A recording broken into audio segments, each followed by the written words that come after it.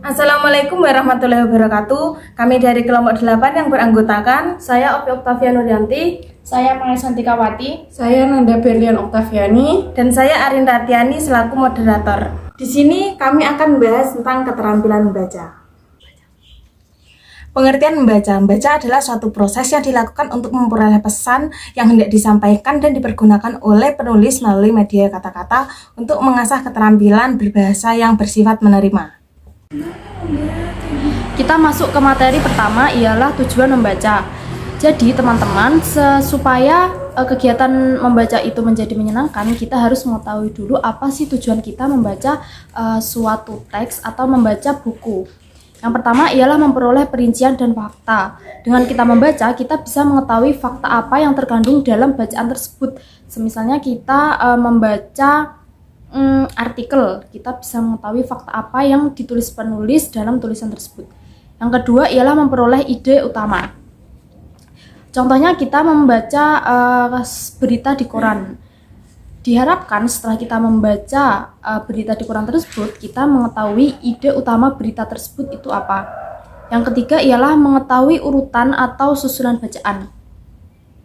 Contohnya ketika kita membaca suatu teks prosedur misalnya, kita bisa mengetahui semisal paragraf 1 itu masuk ke dalam tujuan, kemudian paragraf kedua masuk ke dalam langkah-langkah. Ini yang disebut dengan mengetahui urutan. Yang keempat ialah menyimpulkan. Menyimpulkan ini bisa diartikan juga kegiatan yang meringkas atau merangkum.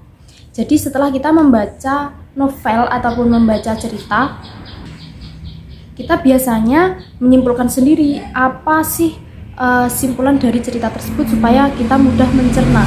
Kelima ialah mengelompokkan. Contohnya ketika kita membaca teks misalnya, kita dengan membaca bisa mengetahui teks ini masuk ke dalam teks prosedur ataupun teks evaluasi ataupun teks LHO. Begitu juga dengan kita membaca buku, apakah buku ini masuk ke genre komedi, genre horor, ataupun ke genre romantis. Yang keenam ialah mengevaluasi. Dengan membaca, penulis berharap kita bisa mengevaluasi tulisannya di akhir. Apakah ada kekurangannya ataukah kelebihannya bagaimana. Terus yang terakhir ialah membandingkan. Contohnya, semisal kita di sini dihadapkan dua teks.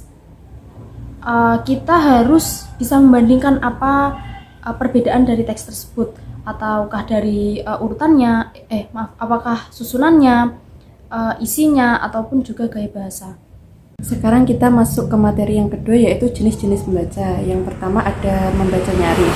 Membaca nyaring adalah kegiatan membaca dengan menyuarakan tulisan yang dibacanya dengan intonasi yang tepat. Contohnya yaitu membaca puisi, membaca Undang-Undang Dasar 1945. Yang kedua ada membaca dalam hati. Membaca dalam hati yaitu membaca yang dilakukan tanpa melihat isi bacaan yang dibaca.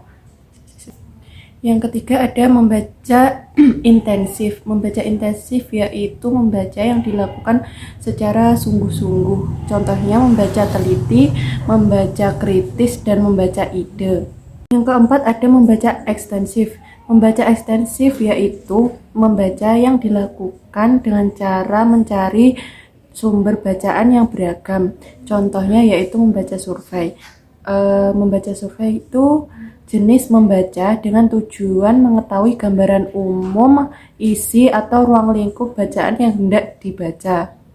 Yang kelima ada membaca literasi. Membaca literasi yaitu istilah umum yang merujuk kepada seperangkat kemampuan membaca dan keterampilan individu. Contohnya membaca, menulis, berbicara, dan menghitung. Yang keenam ada membaca analisis. Membaca analisis itu bertujuan memahami teks secara mendalam. Contohnya melibatkan kemampuan analisis. Contohnya lagi memfokuskan, mengumpulkan informasi dan mengingat informasi. Yang ketujuh ada membaca kreatif. Membaca kreatif itu artinya membaca yang bertujuan bukan hanya untuk menangkap suatu makna, tetapi kita harus bisa menerapkannya dalam kehidupan sehari-hari. Contohnya, mahasiswa ketika membaca. Di sini saya akan menjelaskan tentang teknik membaca. Sebelumnya, apa sih teknik membaca itu? Teknik membaca adalah sebuah cara penerapan ilmu membaca untuk menyelesaikan suatu persoalan membaca. Untuk teknik membaca sendiri yang pertama yaitu skimming. Skimming merupakan sebuah cara membaca dengan mengambil intisari dari suatu bacaan untuk mempermudah kita mengetahui isi sebuah bacaan secara cepat. Yang kedua yaitu teknik scanning, merupakan teknik membaca dengan memindai tujuannya untuk mendapatkan suatu informasi tertentu. Ketiga yaitu teknik selecting, merupakan teknik baca pilih yang digunakan untuk kebutuhan baca sebelum membaca. Dan yang terakhir adalah teknik membaca skipping, merupakan teknik baca yang melompati atau mengabaikan bagian suatu bacaan yang dirasa tidak penting.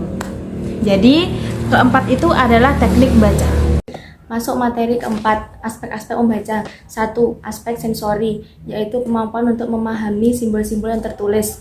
2. Aspek perseptual, yaitu kemampuan menginterpretasi apa yang dilihatnya sebagai simbol-simbol atau kata. Ketiga, aspek urutan, yaitu kemampuan untuk mengetahui pola-pola urutan, logika, dan gramatikal teks.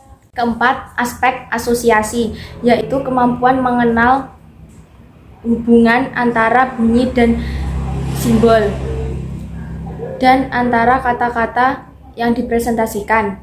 5. Aspek pengalaman, yaitu kemampuan menghubungkan kata-kata dengan pengalaman yang telah dimiliki untuk memberikan makna. 6.